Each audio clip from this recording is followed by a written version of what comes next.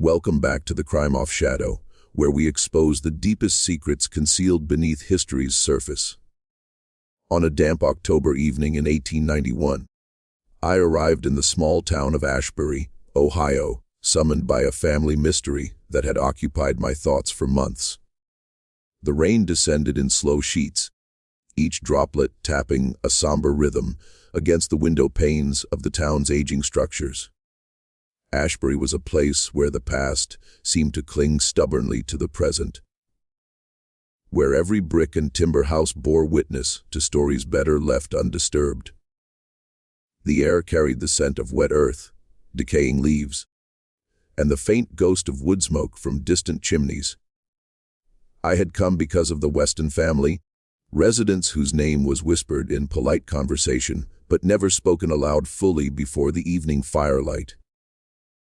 The Westons, once a prominent family in Ashbury, were known not for their wealth or social standing, but for one peculiar and enduring secret. They never ate together. For nearly 70 years in a house that was more mansion than home, the Weston family members took their meals separately, in silence, behind closed doors. Until recently, the reason was a half-forgotten mystery, until I traced the trail far deeper than the surface suggested. The house itself stood on the town's outskirts, perched on a small rise overlooking a grove of ancient oaks, whose gnarled branches tangled with the wind like grasping fingers. Its dark wood exterior, faded by years of sun and storm, creaked quietly under the weight of time. The wraparound porch sagged, and the windows were clouded with grime and dust, as if the house was reluctant to see the daylight. Inside, the staircase spiraled upward like a claw, each carved baluster worn smooth by decades of hesitant hands. It was a place rich with history, but rife with a silence that seemed to swallow every sound. The caretaker, a stooped man named Amos, met me at the front door, his eyes wary and his voice low. He told me no visitor had been granted entry in many years and warned me about the Weston family name, adding with a tremor that some doors in that house were not meant to be opened. But curiosity had brought me this far. As I stepped across the threshold, the scent of aged wood and faded wallpaper overwhelmed me, like the house itself was steeped in memories resisting release. The Weston legacy began in the town records in 1853, when Edmund Weston, a stern man with steel, gray eyes, built the mansion with his own hands on land granted to him after the Civil War. The family prospered but never mingled with the townsfolk beyond necessary trade. Edmund's wife, Martha, was known for her sharp tongue and colder heart, and for keeping her children at arm's length. Their 5 children were raised in silence and seclusion, each eating separately, isolated at their mother's insistence. No one at the time questioned the arrangement, chalking it up to eccentricity or strict Victorian discipline. But the rumor mills had darker whispers, hushed tales of strange experiments, locked rooms, and shadows moving behind heavy curtains when no one was watching. Decades later, the Weston house passed to the eldest son, Charles, a man with a receding hairline and a clenched jaw, who was reported to have lost a wife and child under mysterious circumstances. The town's diary entries from the 1880s occasionally mention odd sounds echoing through the house, and that all meals continued to be taken apart. As per Weston custom, I found one such diary in the town archives, penned in faded ink by a neighbor who claimed to have heard screaming late at night, and the scent of burning coming from the chimneys. But what no one knew at the time was that this was only the surface of a far darker truth, that the Westons buried beneath layers of silence. I was not here by chance. I had been drawn by a letter I found hidden in the late Edith Weston's belongings after her passing, the youngest and last known surviving member of the family. Edith's handwriting was shaky, but urgent as she confessed that the family curse was no mere superstition, but a living terror that had defined their lives. She implored the reader, whomever it might be, to uncover what had been kept so carefully hidden before it was too late. I pulled that letter from my coat pocket as I moved through the dust-laden rooms of the Weston house, where all the furniture sat draped in white sheets like specters waiting in mute vigil. The fading light filtered through cracked glass, casting long shadows that flickered like poor flames caught in a draft. Upstairs, the bedrooms were dark and cold. Their windows shuttered tight against the Ohio chill. Charred marks scarred one wall in the master chamber, a reminder of a fire that local lore dates to the late 1870s, when the eldest Weston son's wife vanished without trace. At first glance, it seemed like a house of quiet decay, but beneath the peeling wallpaper and splintered floorboards lurked a hushed tension. I noticed it most in the dining room, or rather, in its eerie absence. There was no large table set for family meals, as one would expect in such a grand home. Instead, several small tables were scattered about, each placed deliberately apart from the others, as if forbidding any gathering. The air was stale, tinged with the faintest mold and something else, an indefinable metallic tang that made my pulse quicken. Amos had warned me not to disturb the locked rooms, but I could not help but let my hand brush past the heavy oak doors at the end of the hall, behind which the house held its most jealously guarded secrets. Just then, the floor beneath me creaked sharply, and I froze. The house seemed to hold its breath, as though waiting to see what I would do next. In the shadows cast by my lantern, I could swear I saw shapes shifting, faint outlines like the flicker of specters retreating into the corners. As night deepened, the silence in the house became a palpable force, pressing down on my shoulders, weighing on my words before I even spoke them. The Westons were still here, in some manner, guarded by a darkness no one dared name. I turned to the crumbling fireplace and noticed a small folded photograph tucked in the ash pit. The image was sepia, toned and cracked, showing 5 children, Weston children, each seated alone at separate tables, faces solemn and eyes haunted.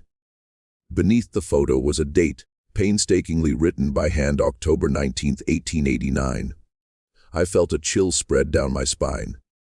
Around me, the windows rattled softly in the rising wind, and somewhere in the distance, a dog bayed once before silence reclaimed the night.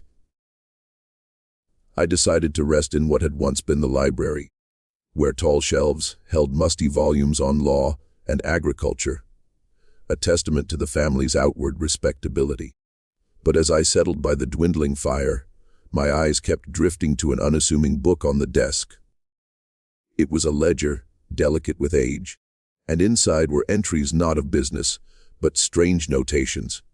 References to times meals were eaten, names crossed out, and initials circled.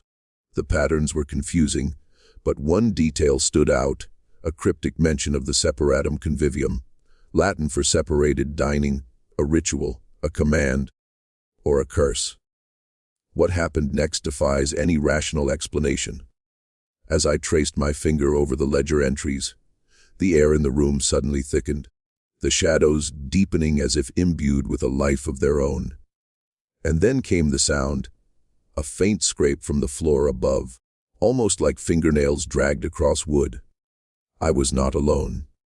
Somewhere beyond the walls, the ghosts of the Weston family stirred, restless after a century of silence. I gripped the edge of the desk as a low hum began to fill the room, the kind that vibrates in your chest and raises the hairs on your arms. Through the grimy window, the moonlight revealed the roots of the great oaks, twisting like veins beneath the soil, mirroring secrets buried beneath the house itself.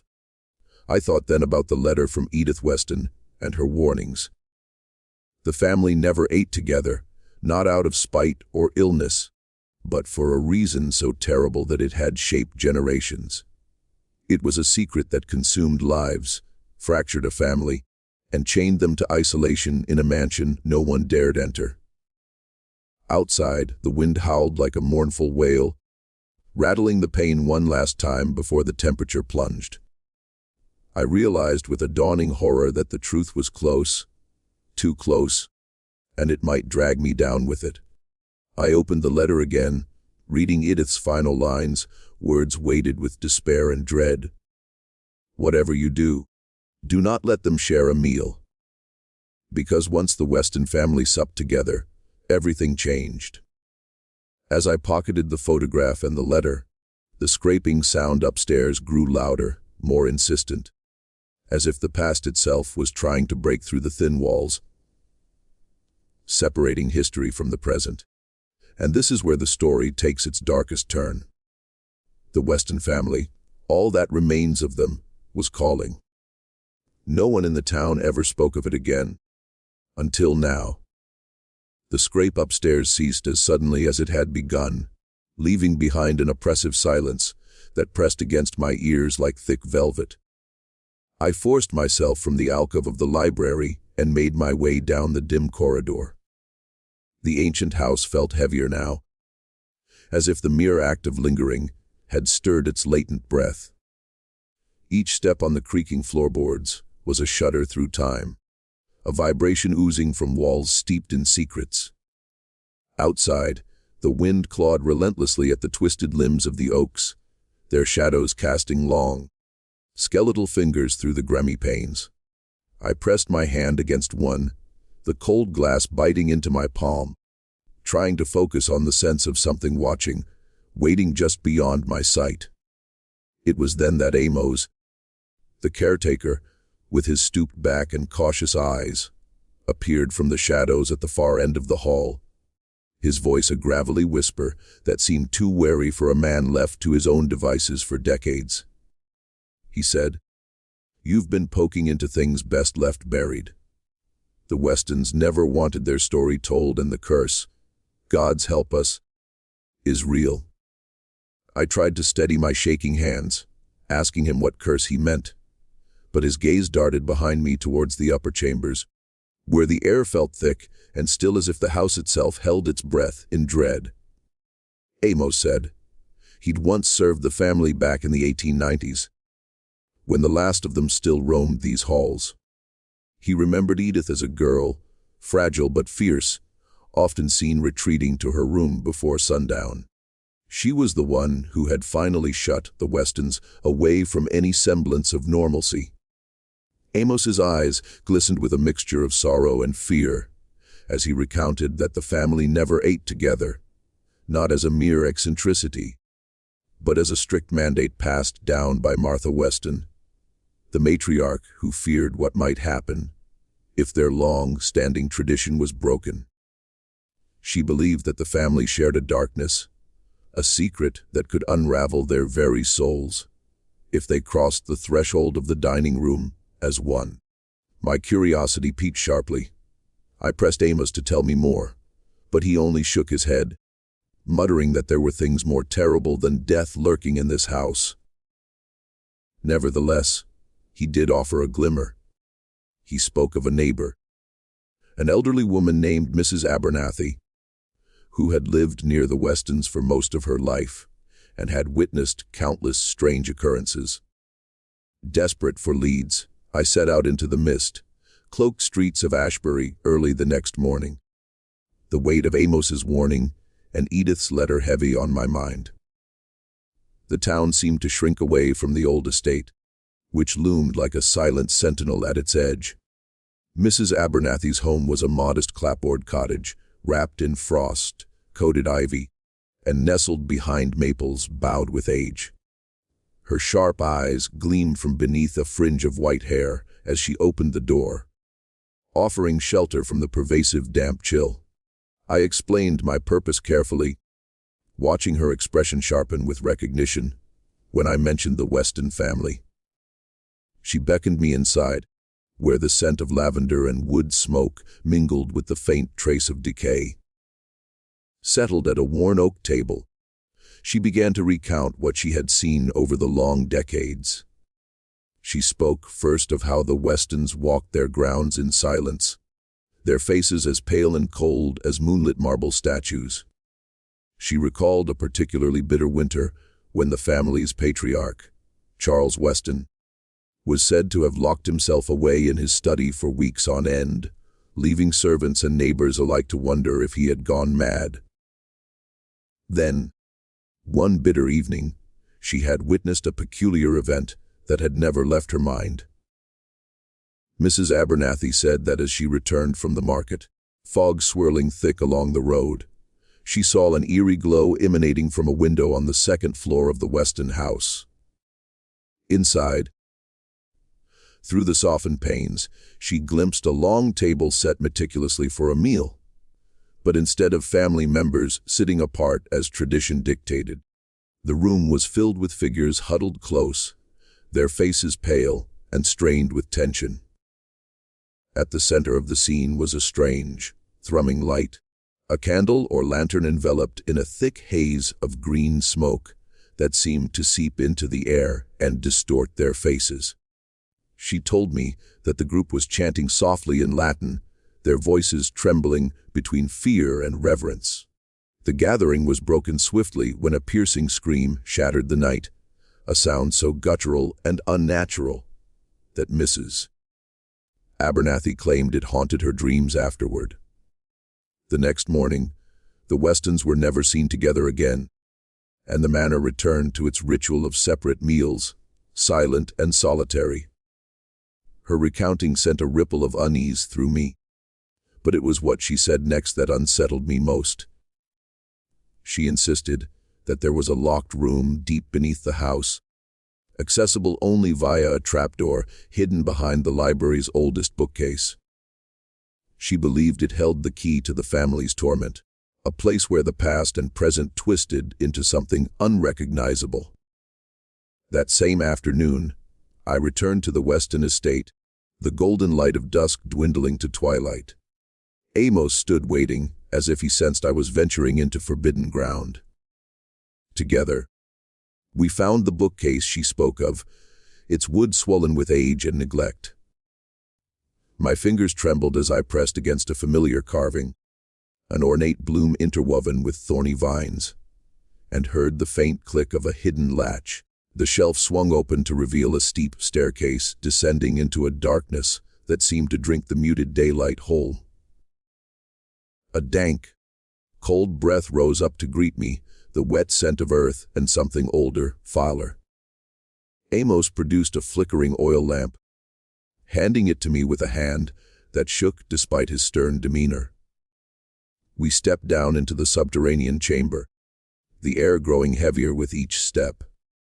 The walls were lined with damp stone, slick with moss and creeping roots that wriggled like slow serpents. The silence was immediate and complete, broken only by the soft splash of water dripping from unseen cracks. At the bottom lay a room that looked like an oubliette, but its center housed a large table, similar to the one from Mrs. Abernathy's story, scarred with deep cuts and dark stains that reflected the faint lamplight. Beside it, an array of strange implements lay abandoned. Rusted iron tongues, glass vials containing a congealed red liquid, and a book bound in cracked leather embossed with symbols I could only partially decipher. Amos murmured that this was the heart of the separated convivium, the separated feast, the cursed ritual that had shattered the Weston family across generations. A ritual meant to seal away a darkness that fed on their togetherness. He turned to me then, eyes hollow, and told me that the curse was not merely superstition, but a living, breathing horror. The Weston family had been bound by fear of what transpired when they gathered to eat. When they did, they risked awakening something that fed not just on flesh, but on the very soul itself. I shivered, the room seeming to close closer around me. Then I noticed the etchings on the table, names carved hastily with dates beside them ranging from 1880 to 1903. Among these was one I recognized, Edith Weston. A shiver of dread ran through me. Amos said that Edith had ventured down here many times in secret, trying to unravel the family's torment, but each time she emerged more broken, whispering warnings to anyone who would listen. What happened next defies any rational explanation. As I examined the book, a sudden shift in the atmosphere sent a wave of cold that snuffed the lamp's flame. In the suffocating darkness, a low murmur filled the chamber, like 1,000 voices speaking in unison, something ancient and relentless. The walls pulsed faintly, and shapes coalesced in the gloom. Pillars of shadow that bore the outlines of faces contorted in agony and silent fury. I scrambled upwards with Amos leading, his grip like iron on my arm, desperate to escape the suffocating grip of the subterranean horror. We emerged panting into the night air, the manor looming like a beast resting in shadow and sorrow. But the terror was far from over. Days later, in the town archives, I uncovered a series of letters exchanged between Edmund and Martha Weston, penned during the earliest years after the mansion's completion. Their words were filled with dread and desperation. Edmund spoke of a curse he believed he had inherited, a darkness that manifested whenever the family dined together. Martha's replies were clipped, filled with commands to keep the children isolated for their own safety. One letter offered a chilling confession. Edmund spoke of rituals performed beneath the house in an attempt to contain the malevolence. But with each passing generation, the curse deepened, feeding on family bonds and growing more insatiable. A final note, dated October 19, 1889, coinciding with the photograph I found in the ash, mentioned a failed ritual leading to the disappearance of the eldest daughter, Eleanor, who vanished during one of the separated meals, never to be seen again. Then, buried beneath these accounts, I found a faded newspaper clipping from 1892 describing strange fires at the Weston estate. The burning said to be supernatural, but quickly hushed by local authorities. Evidence of something breaking free, the darkness clawing at the fragile prison built by fear and silence. The truth, as it turned out, was far worse than anyone imagined. There was a pattern of disappearances, suicides, and madness threading through the Weston lineage like a poisonous vine. The family's isolation, their fractured dining habits, was less a quirk than a desperate safeguard, a barrier holding back horrors born in darkness and blood. Against this knowledge, even the neighbors' fearful whispers took on a new meaning. There were more than one witness who described phantom figures seen wandering the grounds, the children's shadows playing in the fading light, never together, yet always present. Amos contributed what he called the last known testimony of Edith Weston herself, recorded in a journal discovered after her passing. Her words spun a tale of family dinners as a battleground between the known and the unknowable, where the act of breaking bread together summoned something ancient and cruel, something that feasted on love turned to poison. Edith wrote that the Westons were cursed to fragment, splintered by invisible walls until the very act of eating side by side became a risk no soul could take. The house was alive with their torment, its halls a maze of fear and solitude.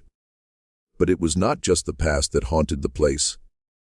On one page, Edith penned a chilling prediction. If ever the family supped together again, the curse would unleash beyond control, destroying everyone involved and widening its reach to those unfortunate enough to cross its path. I reread Edith's words over and over, each sentence soaked in desperation and warning. The letters, testimonies, and artifacts collectively painted a portrait, not of a family merely eccentric or tragic, but of a bloodline shackled to a darkness that demanded separation, silence, and sacrifice. I was left to wonder about the household staff, the servants who served 5 separate meals every day, their faces pale and withdrawn, their eyes always flicking nervously toward the locked rooms. For those who dared question, Amos recounted stories of abrupt departures and nervous breakdowns among the help, and whispered rumors of unexplainable illnesses. One such story told of a young maid named Clara, who, according to Amos, was found in the cellar one morning babbling of voices dining with her, spoken to by shadows in the shape of Weston children long dead. The next day, Clara vanished from Ashbury without a trace. The deeper I delved, the more the walls seemed to lean inward, the house itself conspiring to keep its secrets entombed. I began to see the pattern in the silence. The unspoken directive that had governed the Weston family for generations was not merely about eating separate meals. It was a talisman, an unyielding shield against a horror that thrived on unity, on connection. The house was less a home and more a prison, one built to guard against the monstrous truth hidden beneath its foundation. That night back inside the mansion, I resolved to investigate the solitary dining rooms scattered throughout its floors. Each held a small table, a single chair, and faint remnants of meals long forgot. When I placed my hand on the cracked surface of a table in the eldest son's sitting room, I felt an almost imperceptible vibration, like the faint pulse of a heartbeat trapped within the wood. Suddenly, a whisper floated on the stale air, half-formed words in Latin, a voice barely there but unmistakably real, speaking of containment and keeping at bay. The room chilled and shadows deepened until they pooled like liquid in the corners. It was in these moments I realized this was no ordinary family curse. The Westons had inherited a legacy of darkness, an ancient blight born from some unholy act or pact now all but forgotten by all but the shadows dwelling in the house. The weight of that realization pressed down on me until it seemed I could scarcely breathe. Then, as if the house conducted these horrors with meticulous precision, I heard it again. The quiet scrape of nails descending the staircase. This time, I did not hesitate. I followed the sound with lantern aloft, creeping quietly into the gloom. The narrow hall was suffused with a thick mist that blurred the edges of reality. Each step enveloped in a suffocating cold that seemed to seep from the very foundation beneath my feet. At the foot of the stairs stood a door I had not noticed before, plain and unremarkable, except for the peculiar frost forming along its edges, despite the lack of breeze. Summoning every shred of courage, I pushed it open to reveal a room unlike any other. Its walls were lined with mirrors, tarnished and cracked, reflecting fractured images distorted beyond recognition. In the center stood a table set for 5, a dinner that had never been eaten. On the plates lay what appeared to be antique food, spoiled and covered in a thick web of gray mold.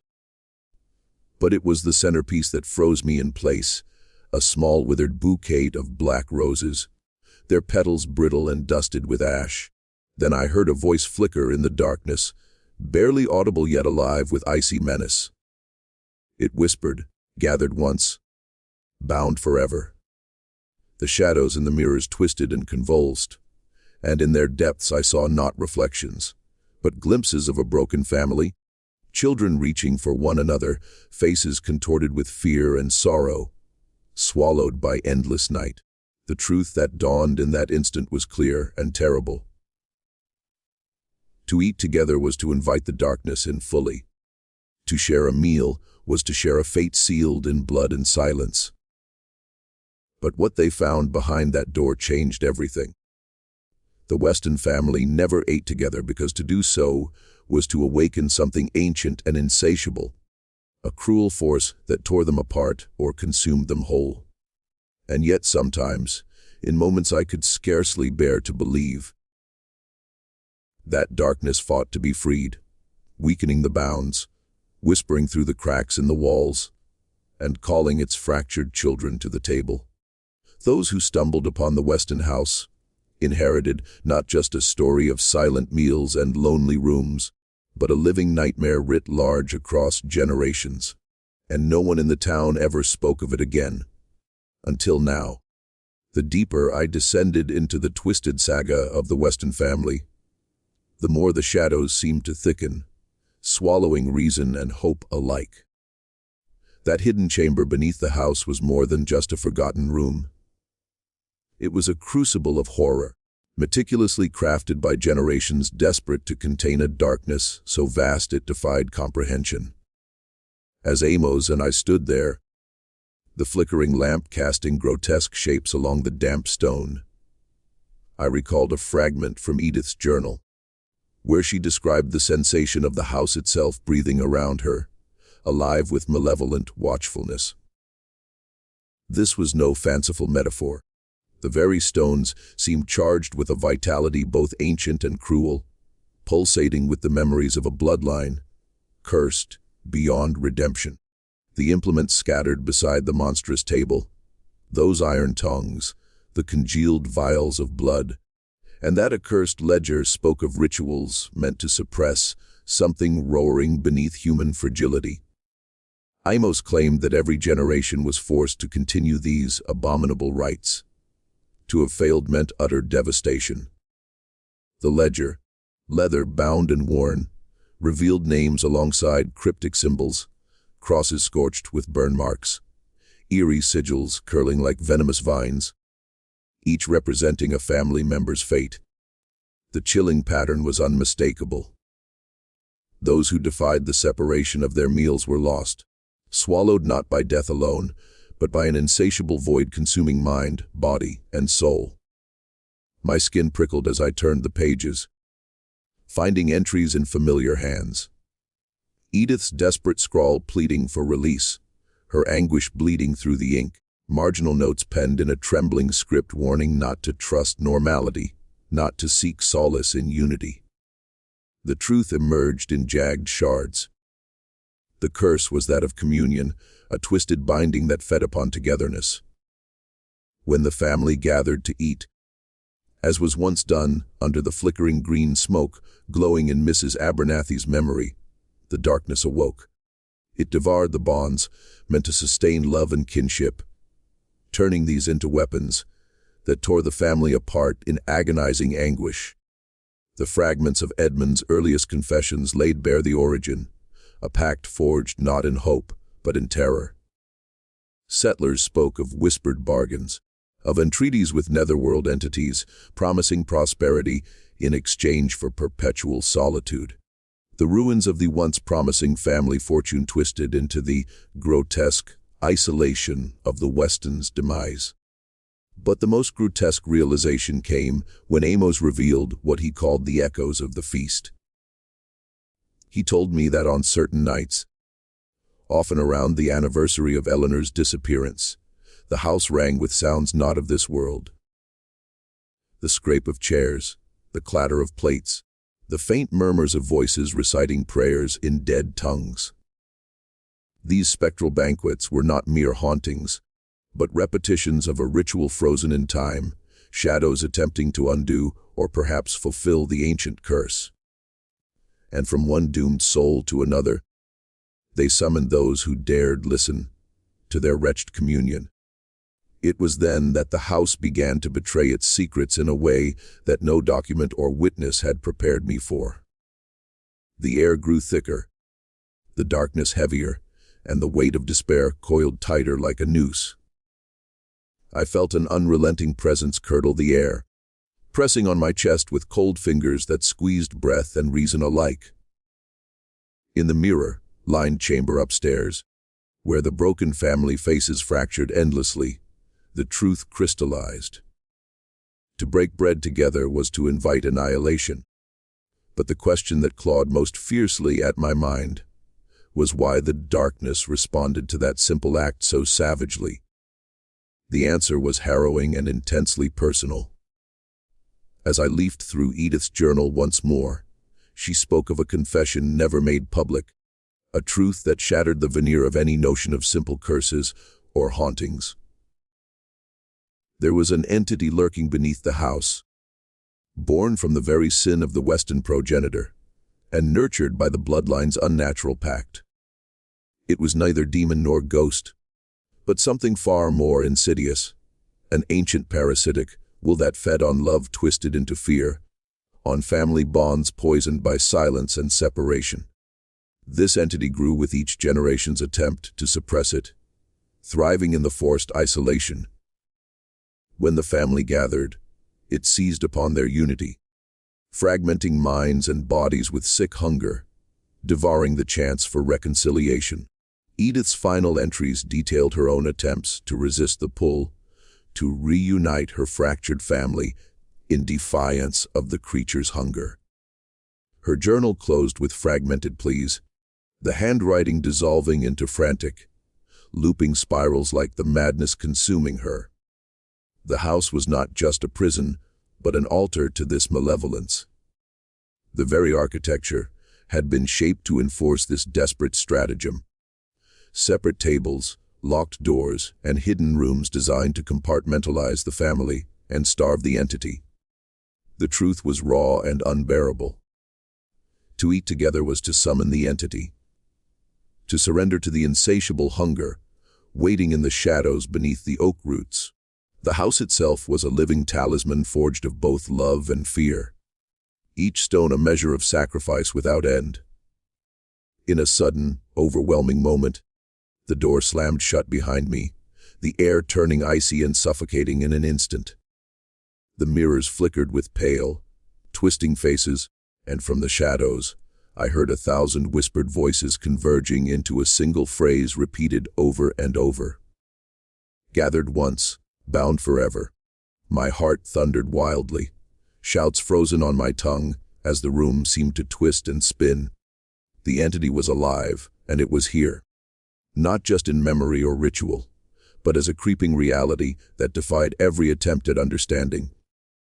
Shadows thickened and wreathed, fleshless hands seeming to reach out from the cracked mirrors, urging me toward the table set for 5. The cursed feast that could never be consumed.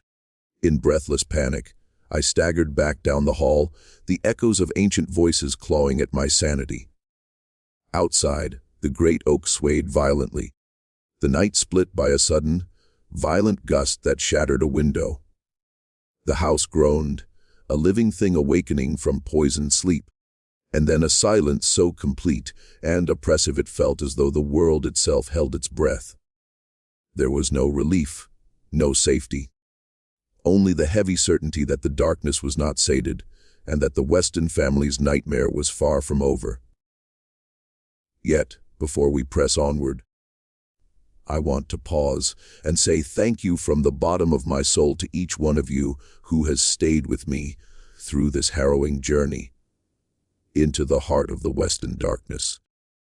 The journal has been demonetized, and these stories come with no financial reward. They live only through your attention and support. If you find meaning in unraveling these dark histories with me, there is a Ko-fi link in the description below and in the channel banner. You can buy me a simple coffee to help keep this place alive. Even the smallest gesture echoes in ways I cannot describe, lending strength to continue digging into forgotten, dangerous tales like this one. Without you, the shadows would consume the light entirely. So, thank you for being here, truly. Now, back to the story. The house, as if sensing our temporary reprieve, seemed to settle into a sinister stillness. Yet, my resolve was steeled, for the final depths of the Weston curse awaited, and I was poised to uncover the most damning secret yet. Returning to the mysterious locked door, I had found nearly 100 years earlier, framed by frost and whispered warnings. I found it no longer inert, but alive with dark energy. As I crossed the threshold, a sickly warmth radiated from within, like the heavy breath of something long thought dormant. This room was not merely a crypt or an oubliette. It was a crucible of torment, where the Weston family's dreadful history was not only preserved, but enacted continuously. The walls bore inscriptions in a neat, painful hand, devotions and invocations scrawled by desperate ancestors, attempting to stem the creeping void. There were elaborately detailed diagrams of the house itself, emphasizing the division of spaces, the placement of each dining table, the careful path each member must follow to avoid touching another's shadow. Each room was a lock, each table a seal. Between the lines lurked hints at a terrible breach, a moment in the past when the protective barriers faltered, and the darkness overran the family's fragile defenses. The air pulsed with residual anguish.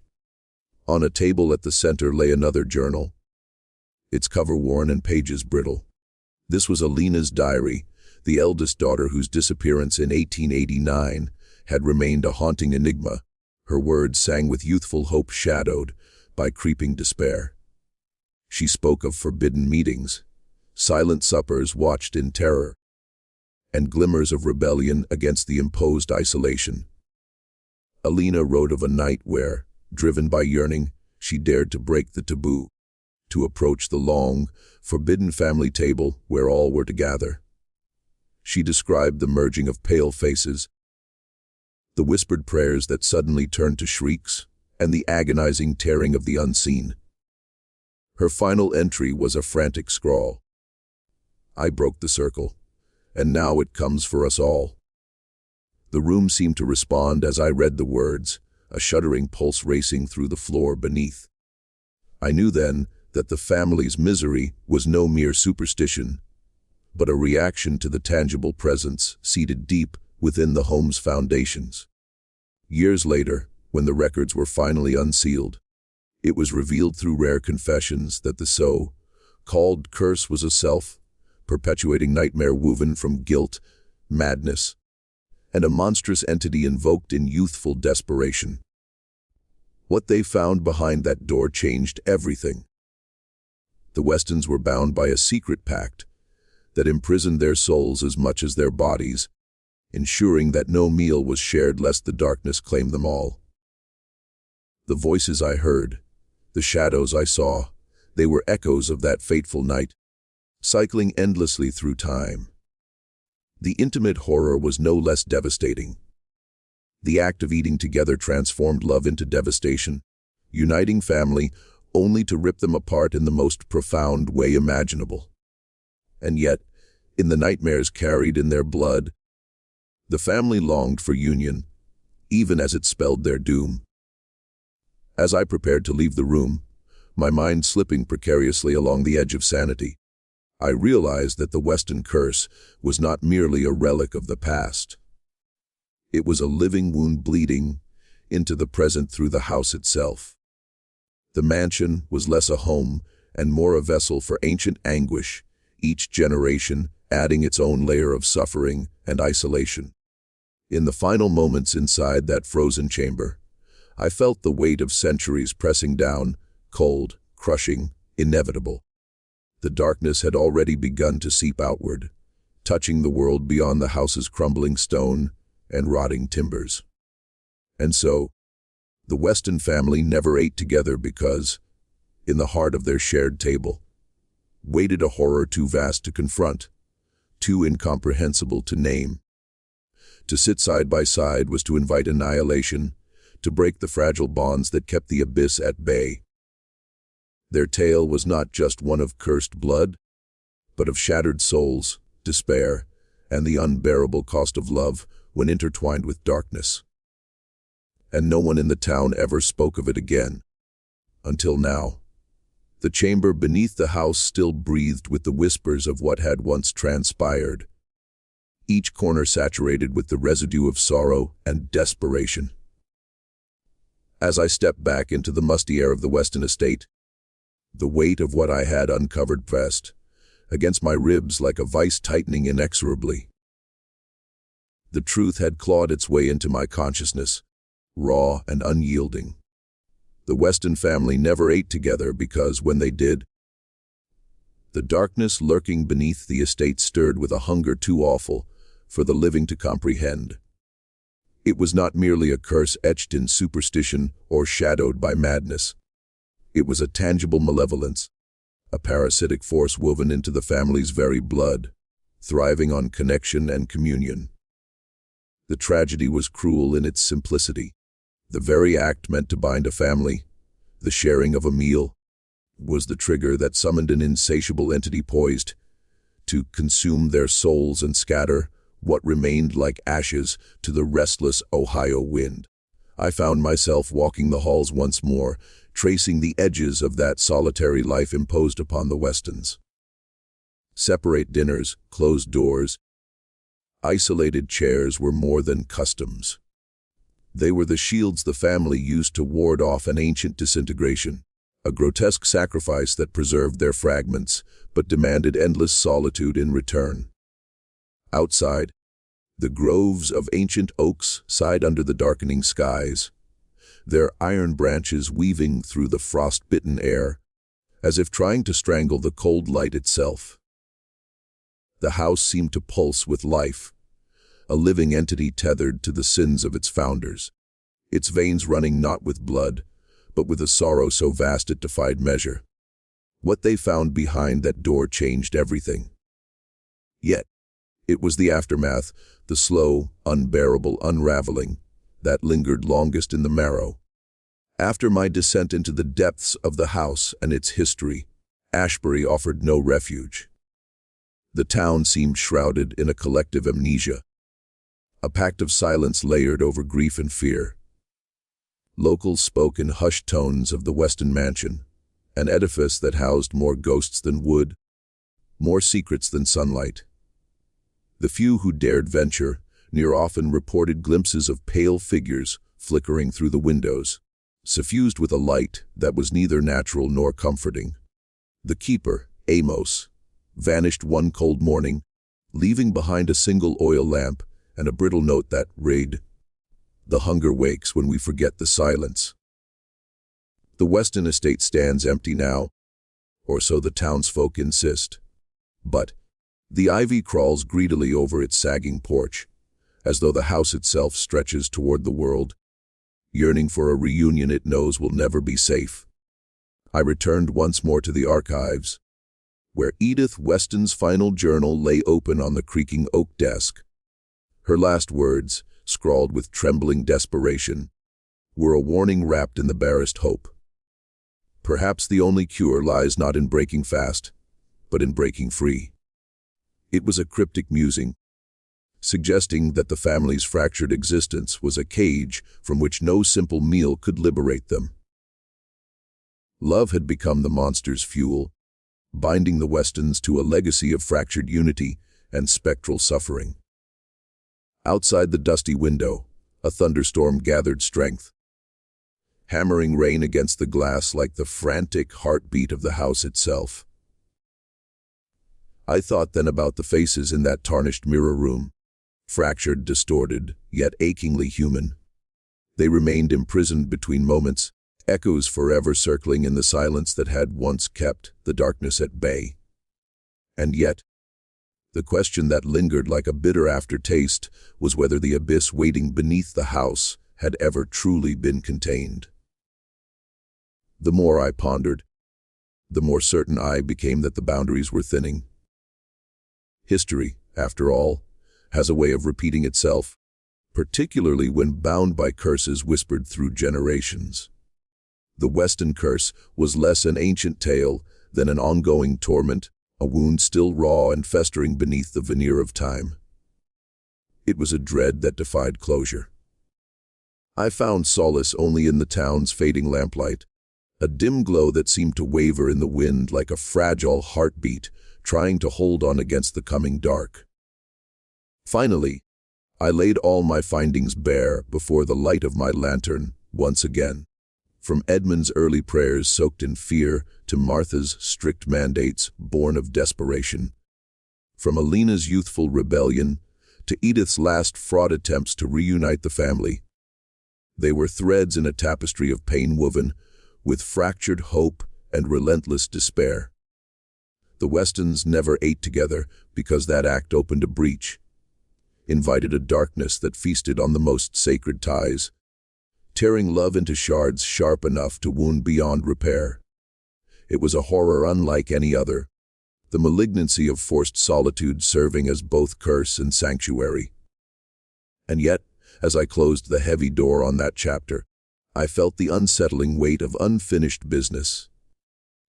For in the quiet moments, when dawn had not yet claimed the night, I could swear I heard faint scratching.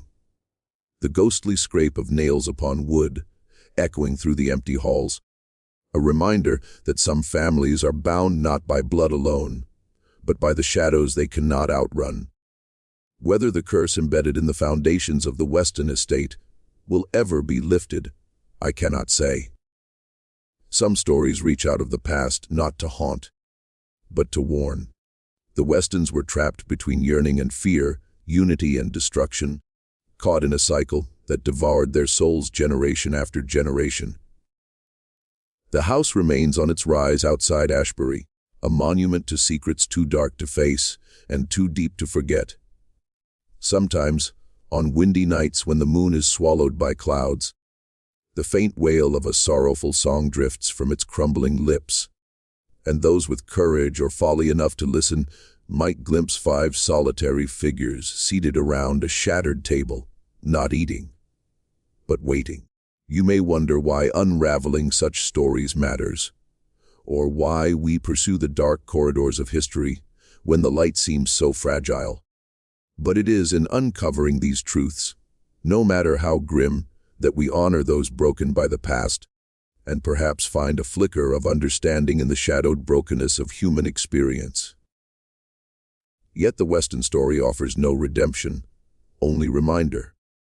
Some family curses are not born from malice, but from love transformed into relentless torment. A love that demands sacrifice at the cruelest price. As I take my leave from Ashbury, from the oaks in the house, and from the melancholy ghosts that linger still, I carry with me a heavy certainty. The Weston family never ate together, because to do so was to invite a darkness that devours all who dare unite. And so, they were fractured, scattered, lost to a silence darker than death. But the darkness waits. It waits in the creaking floorboards, in the cold breath that swirls over forgotten meals, in the shadows that pool beneath the broken stars. And one day, perhaps, it will find new flesh to sate its never-ending hunger. Before I go, I want to thank every single one of you who has listened so far and shared this journey through shadows and history. Your quiet presence is what keeps this channel alive, especially as the journal navigates uncharted and often unprofitable realms of darkness. If you have found yourself drawn into this story, if it has stirred any part of your soul, I invite you to consider supporting the channel through the Ko-fi link below. Even the smallest token helps keep these tales breathing, keeps the candle flickering in the vast expanse of night. This is not some pitiful plea, but a humble invitation to become part of a community facing the darkness together. Your company means everything. Now, as we close this chapter and set aside the talisman, that is the Weston curse, I urge you to carry the memory of their story quietly, reverently, like a whispered warning to keep the distance when shadows seem too familiar, and like an invitation to question the facades that surround us all. Some houses shelter their families beneath roofs of love and laughter, but some, like the Weston estate, are prisons built of silence and sacrifice, where every shared meal is a thread fraying at the edge of oblivion. So, if you find yourself invited to sup with the Westons, to sit at their shattered table, hesitate.